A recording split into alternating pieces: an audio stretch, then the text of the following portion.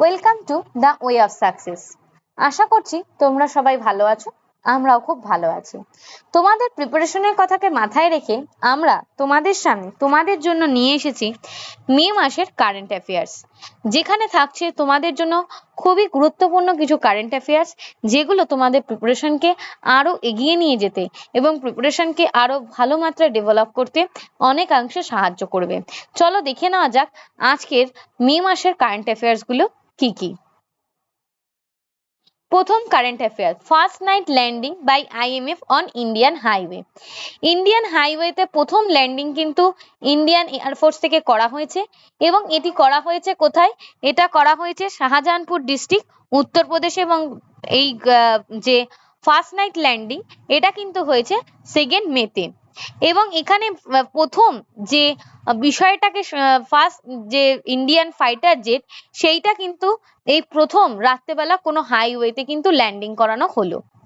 পরবর্তী current affairs, FIFA women's world cup 2027 host announced. অর্থাৎ FIFA 2027 women's world cup কারা host করতে চলেছে সেইটা কিন্তু অলরেডি অ্যানাউন্স করা হয়ে গেছে।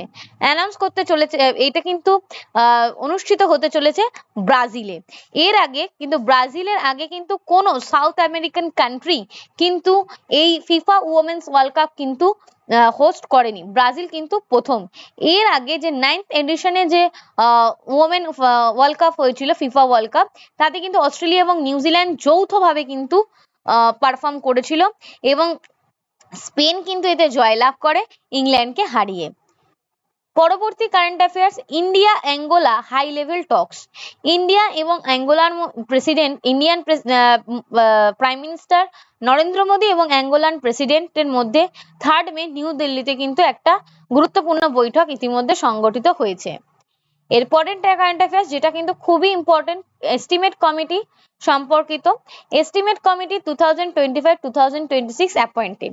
অর্থাৎ এস্টিমেট কমিটি এই অর্থবর্ষের জন্য কে হবেন হেড, সেটা কিন্তু অলরেডি ঠিক হয়ে গিয়েছে।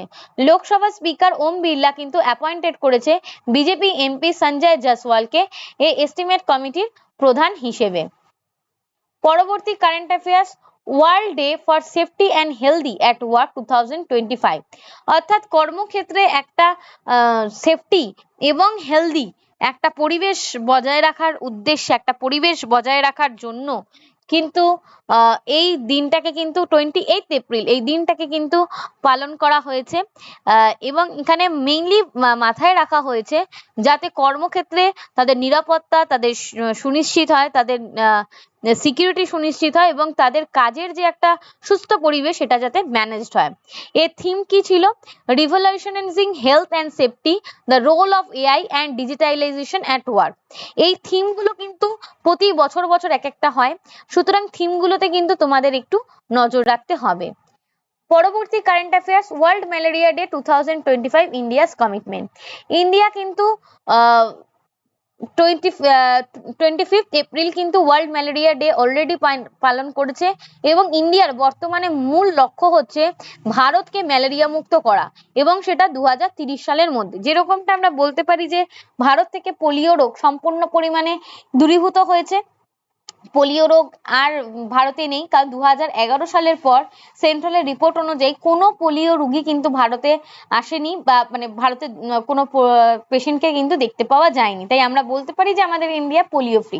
ঠিক সেরকমই 2027-এর মধ্যে আমাদের কিন্তু নিশ্চিত করতে হবে যে একটাও ম্যালেরিয়া কেস যাতে আর না হয় এবং তার জন্য কিন্তু আমাদের যেটা দরকার সেটা হচ্ছে রেইজ অ্যাওয়ারনেস যদি আমরা তৈরি করতে পারি মানুষের মধ্যে, তাইলে কিন্তু এই মারণ যে সমস্যা ম্যালেরিয়ার ফলে মানুষের যে মৃত্যু হওয়া, এই বিষয়টাকে আমরা ঠেকাতে পারবো এবং আমাদের যেটা লক্ষ্য 2030-এর মধ্যে আমাদের দেশকে ম্যালেরিয়া ফ্রি করার, সেটাও কিন্তু আমরা অনায়াসেই কিন্তু অ্যাচিভ করতে পারবো।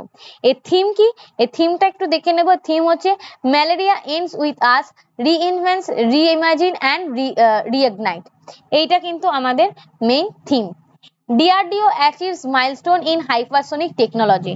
ডিআরডিও কিন্তু অলরেডি তার মাইলস্টোন একটি অর্জন করেছে হাইপারসনিক টেকনোলজিতে। পরবর্তী current affairs, India France Rafale M deal.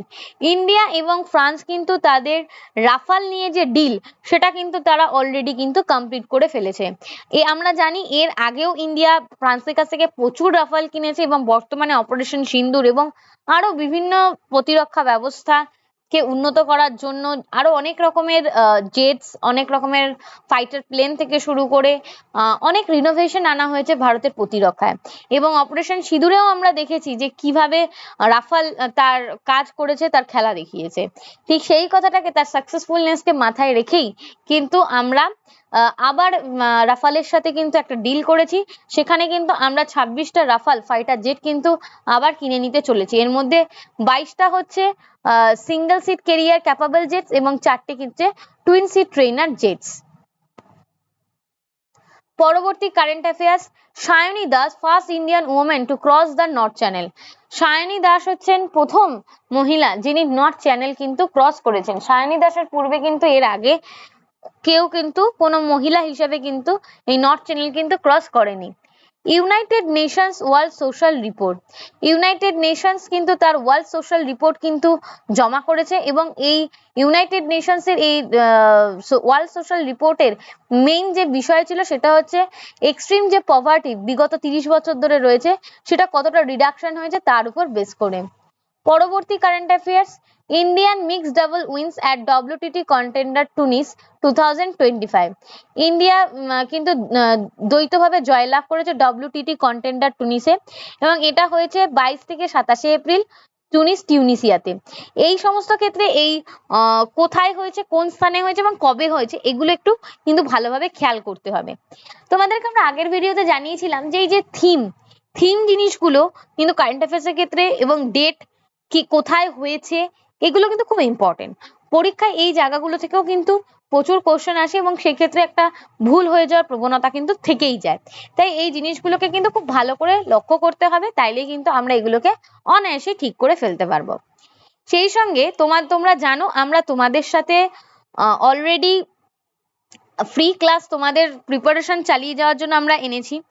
তোমরা দেখতেই পাচ্ছ আমাদের চ্যানেলের সমস্ত কিছুর জন্য একটা ফ্রি চ্যানেল, মানে ফ্রি চ্যানেল আমাদেরটা, এবং তোমাদের জন্য আমরা ফ্রি কন্টেন্ট নিয়ে আসছি। ডব্লিউবিসিএস থেকে শুরু করে এসএসসি থেকে শুরু করে কলকাতা পুলিশ সমস্ত কিছুকে সামনে রেখেই কিন্তু আমরা এই ফ্রি ব্যাচ কিন্তু তোমাদের জন্য লঞ্চ করেছি, যেখানে তোমরা কারেন্ট অ্যাফেয়ার্স থেকে শুরু করে জিএস থেকে শুরু করে সবটাই পাচ্ছ এবং এরপরে তোমরা ম্যাথ, ইংলিশ, এগুলো জিআই কিন্তু পুরোপুরি কিন্তু পুরো দমে কিন্তু তোমরা সেই ক্লাসগুলো পাবে। তাই আমাদের চ্যানেলটিকে যদি তোমাদের ভালো লাগে বা আমাদের এই প্রচেষ্টাটিকে যদি তোমাদের ভালো লাগে তাহলে অবশ্যই কিন্তু ভিডিওগুলিকে প্রথম থেকে শেষ অবধি দেখতে হবে।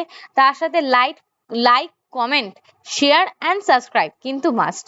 তোমরা যদি আমাদেরকে সাবস্ক্রাইব করো তাহলে তোমরা আমাদের ভিডিওগুলোকে অনায়াসে পেয়ে যাবে। এছাড়া আমাদের যে হোয়াটসঅ্যাপ গ্রুপ আছে, টেলিগ্রাম গ্রুপ আছে, সেখানেও আমরা ভিডিও পোস্টের সাথে সাথেই লিঙ্ক শেয়ার করি। এই গ্রুপেও যদি তোমরা জয়েন হয়ে থাকো তাইলেও কিন্তু তোমরা অলরেডি সমস্ত বিষয়গুলো সবার আগে কিন্তু ভিডিও আপলোড হলেই কিন্তু জানতে পেরে যাবে। চলো ফেরা যাক আমাদের কারেন্ট অ্যাফেয়ার্স সেশনে। Second Asian Yogasana sport championship 2025 Indians performance.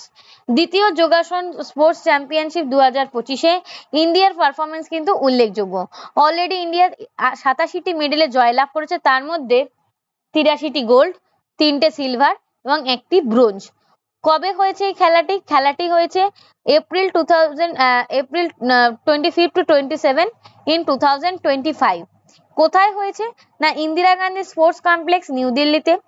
এর আগে যেটা first Asian Yogasana sports championship সেটা অনুষ্ঠিত হয়েছিল থাইল্যান্ডের ব্যাংককে 2022-তে। পরবর্তী current affairs, Karnataka humanitarian Madhusudan Sai honoured by Fiji.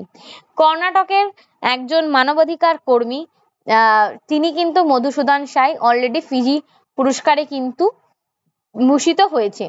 World veterinary day 2025।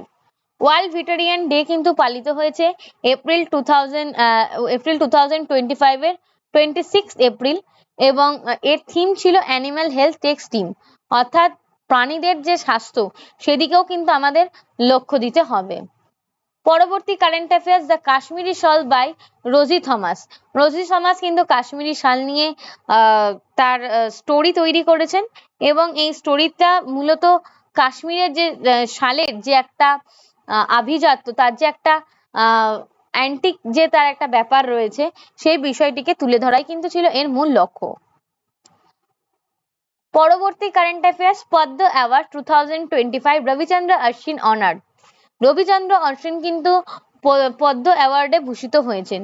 Cricketer Ravichandra Ashwin কিন্তু পদ্ম অ্যাওয়ার্ডের যে ক্যাটাগরিগুলো রয়েছে তার মধ্যে পদ্মশ্রী অ্যাওয়ার্ডে কিন্তু ভূষিত হয়েছেন। টোটাল পদ্ম অ্যাওয়ার্ড হচ্ছে 139টা, এর মধ্যে 7টা পদ্ম বিভূষণ, 19টা পদ্মভূষণ এবং 113টা কিন্তু পদ্মশ্রী। এবং কোথায় দেওয়া হয়েছে এই অ্যাওয়ার্ড সেরিমনিটা হয়েছে রাষ্ট্রপতি ভবনে।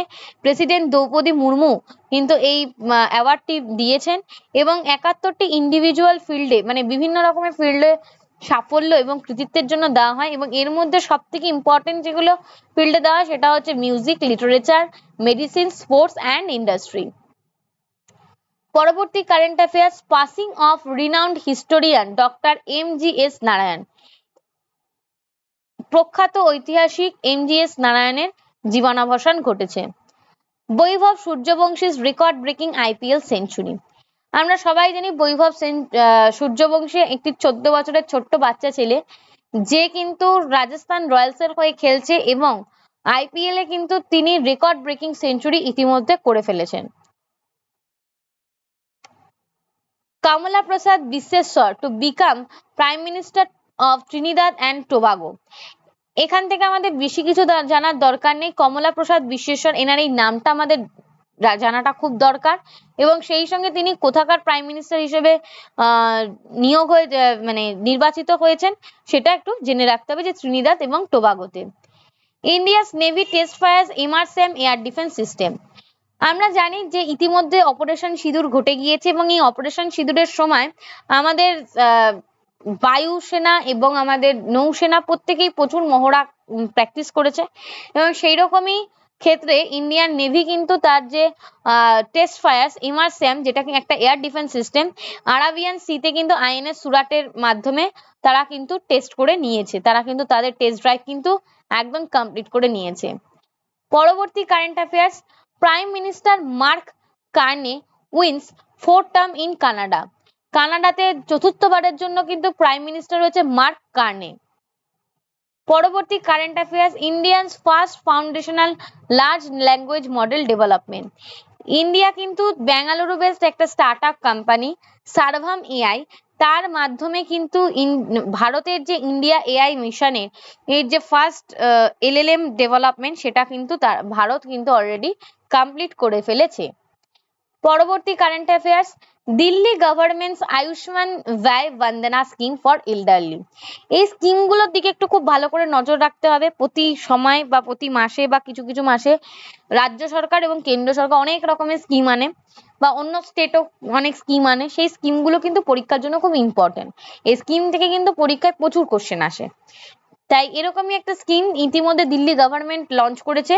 70 বছর বা 70 বছরের ঊর্ধ্বে যারা বয়স্ক তাদেরকে একটা 10 লাখ টাকার একটা অ্যানুয়াল কভারেজ দেবে, শারীরিক হেলথ ইন্স্যুরেন্সের মতো একটা প্রোভাইড করা হবে এবং যাতে কি কি থাকবে, free health service, annual checkups and secure digital health records.